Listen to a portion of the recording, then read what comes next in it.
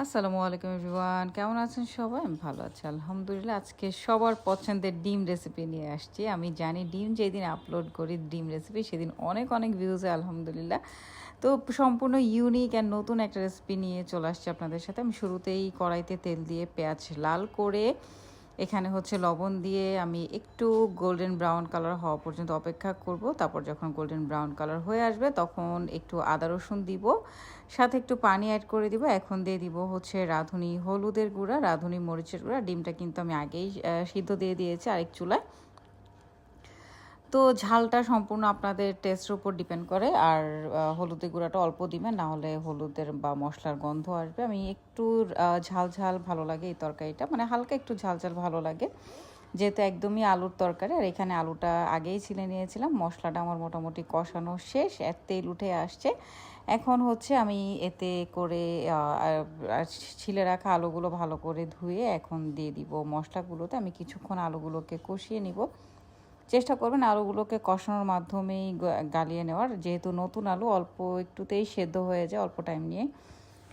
আর সবচেয়ে বড় কথা, আমি এই তরকারিটা শুধুমাত্র শীতের দিনেই খাই। আর নতুন আলু দিয়ে এই তরকারিটা অনেক অনেক অনেক বেশি মজা। বিশ্বাস না হলে আপনারা অবশ্যই রান্না করে, স্পেশালি রাতে রান্না করে একদম গরম গরম ভাতের সাথে গরম গরম তরকারি হাঁসের ডিম দিয়ে নতুন আলু দিয়ে সাথে ধনিয়া পাতা দিয়ে খেয়ে দেখবেন এত বেশি মজা লাগে, এত বেশি মজা লাগে, অসম্ভব লেভেলের মজা লাগে। আপনি মানে জাস্ট আমার নাম মনে রাখবেন এই তরকারিটাকে। আমি এতটাই প্রশংসা করছি এই কারণেই, কারণ এই তরকারিটা মানে এতটাই মজা, অসম্ভব লেভেলের মজা। খুবই অল্প মশলা দিয়ে ডিম যে এত মজা, আর শুধুমাত্র আলু দিয়ে ডিম যে এত মজা করে খাওয়া যায়, আর যারা আলু পছন্দ করেন না তাদেরও অনেক বেশি ভালো লাগবে এই ডিম আলুর তরকারিটা।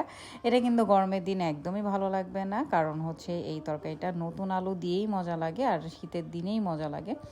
আপনারা চাইলে হাঁসের ডিমের জায়গায় মুরগির ডিমও দিতে পারেন, তবে আমার কাছে এই তরকারিটা একমাত্র হাঁসের ডিম দিয়ে বেশি ভালো লাগে।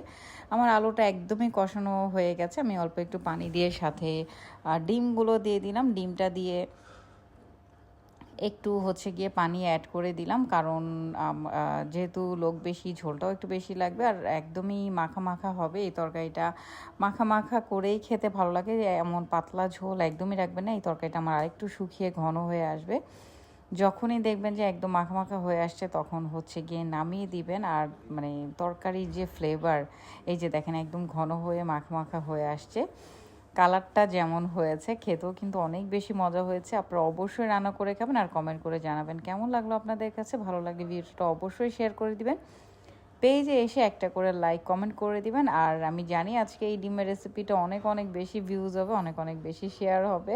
আল্লাহ হাফেজ সবাইকে, আসসালামু আলাইকুম, টেক কেয়ার এভরিওয়ান।